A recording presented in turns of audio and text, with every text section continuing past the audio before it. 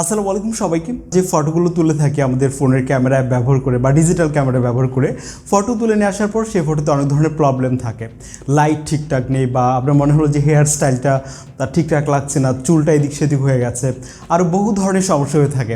এই সমস্যাগুলো আমরা চাইলে ঠিক করতে পারি একটি অ্যাপ ব্যবহার করে, এবং আমার মনে হয় যে এই অ্যাপটাকে আমাদের ফোনে ইনস্টল করে রাখতে পারে, এবং আমিও দেখা যায় অ্যাপটিকে ইনস্টল করে রাখি।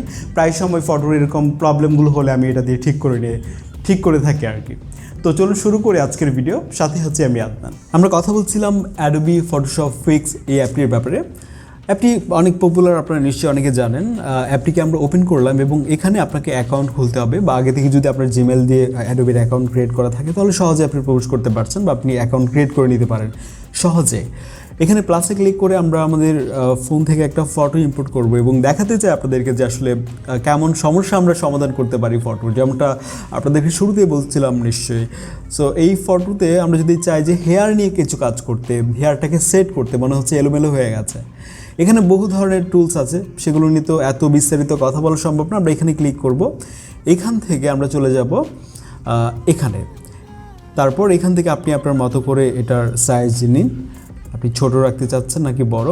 দেন কিছুটা আপনাকে এভাবে জুম করতে হবে। আমরা সাইজটা নিয়ে নিচ্ছি এভাবে, আপনি সাইজ এভাবে নিয়ে আপনি জুম করে আপনার হেয়ারটাকে আপনি এভাবে সেট করতে পারেন। যদি মনে হয় যে হেয়ারটা ছোট ছোট লাগছে, একটু যদি বড় দেখা যেত তাহলে তো ব্যাপারটা নিশ্চয়ই ভালো লাগতো।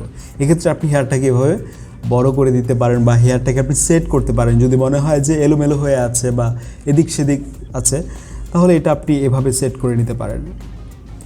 আমরা এটা করে নেওয়ার পর আপনাদেরকে দেখাবো যে আসলে পূর্বে কী অবস্থা ছিল এবং এই টুলটি ব্যবহার করার পরে কেমন একটা পরিবর্তন আসছে, সেটাও নিশ্চয়ই দেখাতে হবে আপনাদেরকে। আমরা যদি এখানে ক্লিক করি তাহলে দেখতে পাচ্ছেন বিফোর অ্যান্ড আফটার।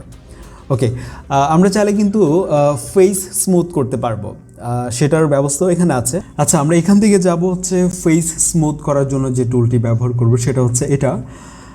এখানে যে আমরা এখান থেকে যদি মনে হয় যে ফেসে কোনো একটা স্পট আছে, এগুলো আপনি অনায়াসেই এই টুলটিকে ব্যবহার করে রিমুভ করতে পারবেন। বা যদি হয় যে আপনি ফেসটাকে একটু স্মুথ করতে চাচ্ছেন, তাহলে আপনি এটা ব্যবহার করতে পারেন। শুধু কি তাই, আসলে এখানে আরও অনেকগুলো আসলে টুলস আছে, সেগুলো নিয়ে কথা বলতে গেলে অনেক লম্বা হয়ে যাবে ভিডিওটা। আমরা এই ছবিতেও হেয়ার নিয়ে কাজ করছিলাম, দেখতে পাচ্ছেন বিফোর অ্যান্ড আফটার। আর আপনার যেটা হয়েছে যে মেয়েদের অনেক ফটোতে, মানে মেয়েরা যে টুলগুলো বিশেষ করে ব্যবহার করতে পারে সেটা হচ্ছে এই ফেস প্যানেলে এসে আপনার এখান থেকে যদি মনে হয় যে নাকের শেপটা আপনার ঠিকঠাক করা দরকার, বা গাল, এগুলো বুঝতেই পারছেন যে আসলে এইগুলো নিয়ে কাজ করা যাচ্ছে এখানে অনায়াসে। আর এটা আসলে ইজিলি করা যায়, খুব ইউজার ফ্রেন্ডলি আমার কাছে মনে হচ্ছে। প্রত্যেকটা টুল এইভাবে এগুলো নিয়ে কাজ করা যেতে পারে। তো আমরা এই ফটোটা দিয়েই আসলে দেখাচ্ছিলাম। এখন বিষয় হচ্ছে আপনি এগুলো করে নেওয়ার পর আপনি এটা কীভাবে সেভ করবেন। এই যে শেয়ার, এখানে ক্লিক করতে হবে, শেয়ার আইকনে ক্লিক করে গ্যালারিতে ক্লিক করলে এটা সেভ হয়ে যাবে। মনে হয় তো শীত পড়ে গেছে অনেক, আপনাদের এলাকার কি অবস্থা কমেন্টে লিখে জানাতে পারেন।